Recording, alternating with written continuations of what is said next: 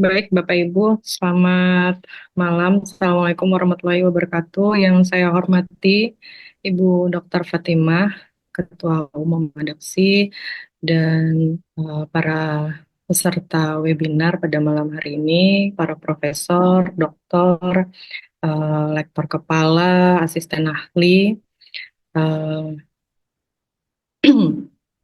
mungkin juga ada yang CPNS. Selamat malam Bapak Ibu. Terima kasih atas kesempatan yang diberikan kepada saya.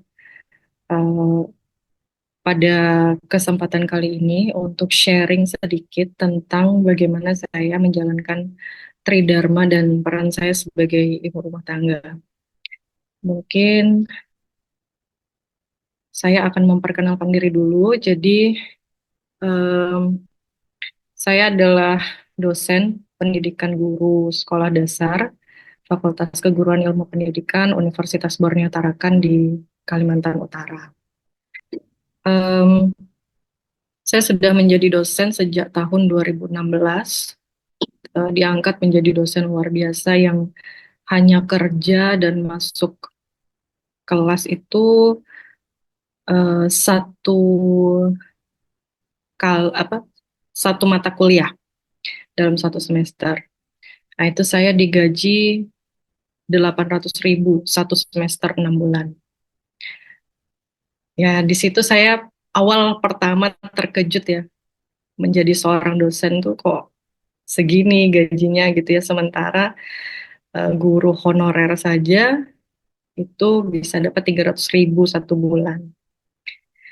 Nah, sejak saya kuliah S1 itu saya memang sudah bekerja karena saya hidup di dalam kondisi keluarga yang pas-pasan juga. Ayah saya juga seorang dosen. Jadi memang ya hidup itu ngepas gitu. Cukup-cukup aja, cukup untuk makan dan cukup untuk sekolah. Dari S1 itu saya kerja sebagai guru les privat, ngajar keliling. Kemudian saya juga jualan online. Dan saat itu kan baru dunia media sosial itu baru muncul ya. Jadi persaingan jualan online itu tidak seperti sekarang. Nah, saya sekolah S1 dan S2 itu bantuan beasiswa pemerintah, tapi tidak full, hanya mengcover UKT saja. Jadi tidak ada biaya hidup dan lain sebagainya. Nah, itulah yang saya gunakan untuk sedikit membantu orang tua saya untuk membayar UKT. Setelah lulus S2, tahun 2016 saya kembali ke Universitas Borneo Tarakan, diminta untuk mengajar, ikut tes di tahun 2017 itu dosen kontrak masih hanya mendapatkan NIDK. Mungkin ada Bapak Ibu yang mengenal NIDK. Nah, ini tidak bisa urus Jafung tapi tidak bisa mengurus jabatan fungsional. Jadi tidak mendapatkan tunjangan jabatan fungsional, hanya gaji pokok saja 2.500.000. Setelah itu saya di tahun 2018 ikut tes lagi di Universitas Borneo Tarakan menjadi dosen tetap. Nah, di sini baru mendapatkan NIDN, tapi belum bisa lagi ngurus jabatan fungsional karena harus menunggu lagi 2 tahun syaratnya pada saat itu ya. 1 tahun atau 2 tahun gitu saya lupa. 1 tahun mengajar atau 2 tahun mengajar baru bisa mengurus jabatan fungsional asisten ahli. Di tahun 2019 itu saya ikut tes lagi dosen PNS, ASN. Nah, itu saya lulus dan akhirnya mengurus asisten ahli di tahun 2020. Itu baru diangkat menjadi asisten ahli. Nah, dengan gaji kaget ya saya juga gaji PNS 2.750.000 potong pajak. Cuma dapat 2.500.000 berapa gitu. Nah, itu kan kalau single ya itu cukup lah. Single tinggal dengan orang tua itu sudah cukup. Nah, cuman saya tetap berjualan kue. Kalau bulan puasa itu jualan takjil, masih tetap jualan baju. Ke kampus itu saya bawa jualan saya, ya keliling, keliling program studi itu. Untuk menambah pemasukan. Memang eh, apa ya, senang aja bekerja. Pada saat itu ya belum kepikiran apa membiayai hidup sendiri kan, karena masih alhamdulillah masih sama orang tua. Nah, itu saya hanya mendengar saja apa cerita-cerita dari teman yang kos dengan gaji 2.700.000 itu ya nggak cukup, sementara UMR di kota saya ini 5 juta satu bulan, 4 juta lebih, 4.700.000 itu satu bulan. Jadi memang tidak cukup, ya mereka juga akhirnya meminta bantuan orang tua. Apalagi yang sudah menikah itu tetap disupport sama orang tua. Nah, kemudian di tahun 2019 itu saya menikah. Menikah, pernikahan saya itu biasa anak muda sekarang sebutnya LDM, long distance marriage, pernikahan jarak jauh.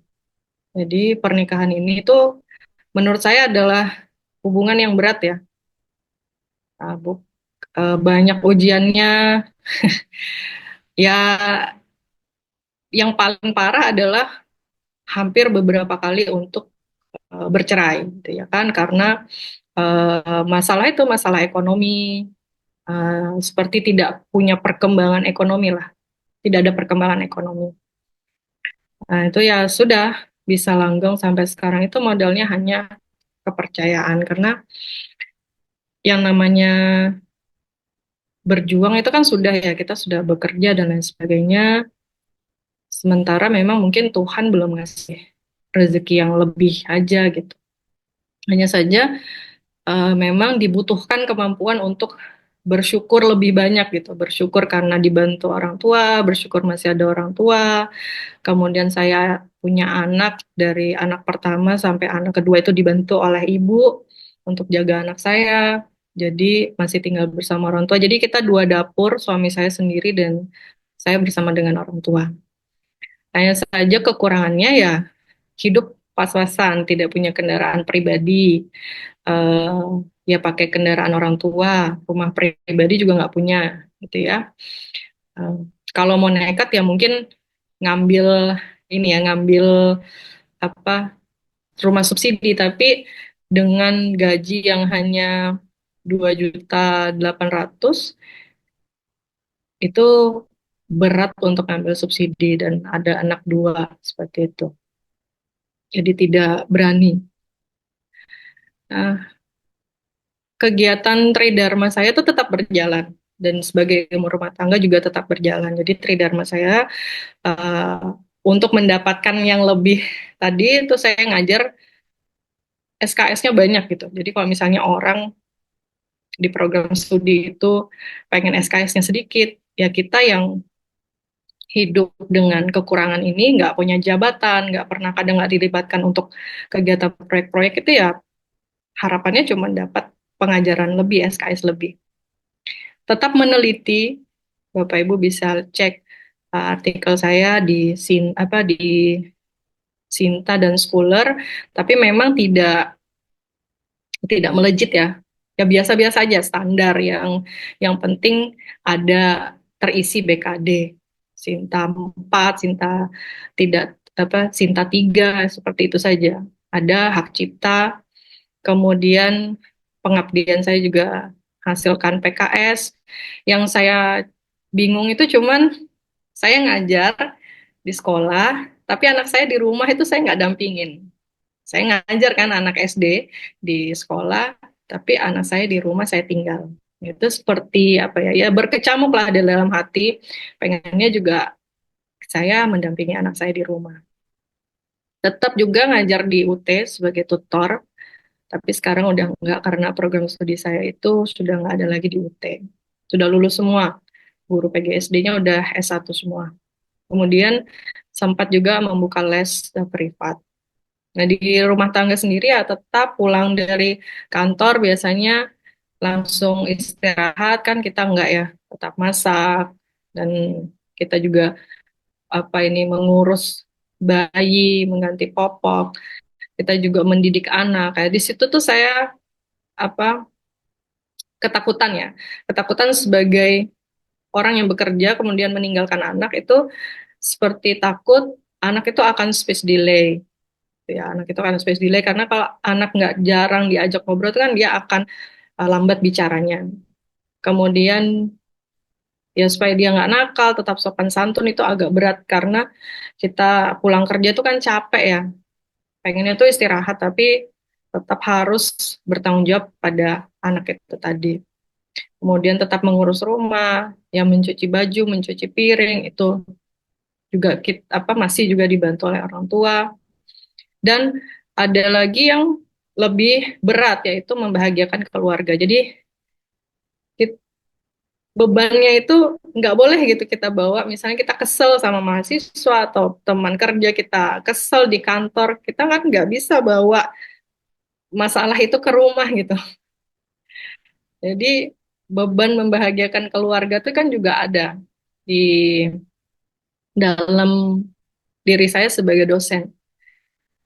Terus tetap juga harus jualan baju, jualan jilbab, makanan. Nah, itulah yang apa yang harus dijalani seperti itu. Tapi Bapak Ibu, di sini kenapa saya kasih panah bolak-balik? Sebenarnya ini adalah satu kesatuan. Jadi ketika saya merasa bahwa ketika saya melaksanakan Tridharma yang baik dan benar, maka saya akan membuat dan menjaga anak saya juga. Jadi ketika saya membina sekolah, membimbing guru, saya juga akhirnya nanti percaya untuk menyekolahkan anak saya di sekolah tersebut. Ya, jadi saya nggak khawatir gitu melepaskan anak saya di masyarakat karena saya sudah bina nih masyarakatnya. Bahkan ketika ada sekolah yang saya bina dan sekolah itu bagus, saya pengennya anak saya sekolah di sekolah yang saya bina itu. Begitu pula ketika eh, apa saya bisa mendidik anak saya ini. Ketika saya bisa mendidik anak, keluarga saya baik, maka tridharma saya ini akan berjalan dengan baik. Artinya akan semakin sedikit masyarakat yang bermasalah, gitu kan? Jadi bayangkan kalau ada 90.000 dosen yang rumah tangganya itu baik, artinya kan 90.000 keluarga itu punya kondisi keluarga yang baik. Nah, itu sudah berkontribusi lah kita kepada negara untuk tidak menghancurkan negara ini. Tapi kalau kondisi rumah tangganya berantakan, sementara dia menjadi dosen itu apa bagus kan tidak apa ya tidak relate gitu, tidak relate, um, berat juga buat dia, berat juga kita sebagai dosen, kita ngomong ke masyarakat harus begini, sementara keluarga kita tidak kita perhatikan. Itu berat akhirnya. Jadi sebenarnya ini kalau bisa berjalan keduanya itu sebenarnya simbiosis mutualisme.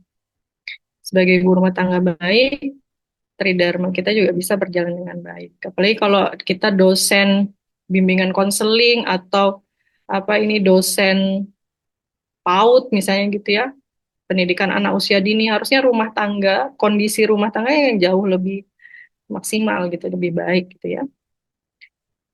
Nah, suami saya itu dosen swasta, gaji di bawah UMR, saat ini sedang mengurus kebun saja. Kemudian ya sebagai seorang istri saya harus tetap patuh kepada suami walaupun apa dari sisi penghasilan mungkin saya lebih tinggi. Nah, ini ke depan rencana ke depan kalau misalkan dosen bisa sejahtera itu kan kita bisa anak bisa terurus, anak bisa mendapatkan perhatian, pendidikan yang baik, terhindar dari kenakalan remaja. Nah, kita juga tidak menjadi orang tua yang menyumbang keburukan kepada negara. Ya mudah-mudahan kebun suami saya berhasil. Kemudian Tridharma dosen SKS tidak berlebihan. Jadi tidak perlu kerja sampingan sebanyak-banyaknya. Bisa fokus Tridharma dan mengurus anak. Terutama juga tidak menyusahkan orang tua lagi. Bisa beli rumah sendiri dan kendaraan sendiri. Nah, ini adalah pesan-pesan yang saya dapatkan dari hidup saya. Jadi hidup itu menurut saya adalah ibadah dan saya bisa mati kapan saja. Kemudian karena kehidupan yang seperti ini, akhirnya saya berpikir bahwa ternyata hidup sejahtera itu bukan bermewah-mewahan, tapi sesuai dengan porsinya.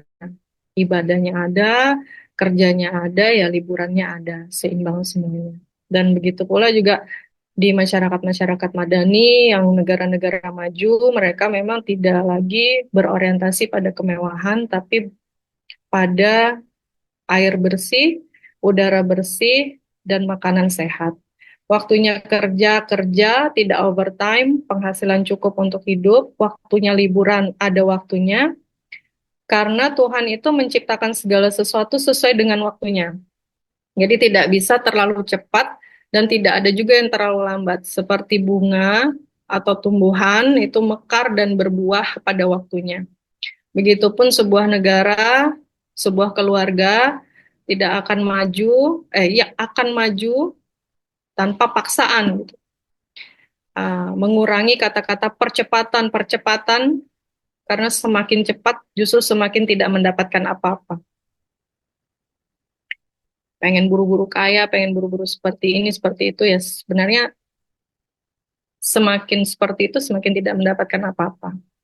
Ini rekomendasi saya untuk pemerintah, berikan upah yang layak kepada tulang punggung keluarga, agar dia dapat menghidupi keluarganya juga, baik dia sebagai pekerja maupun sebagai wirausaha atau wira swasta, bukan hanya untuk dirinya sendiri.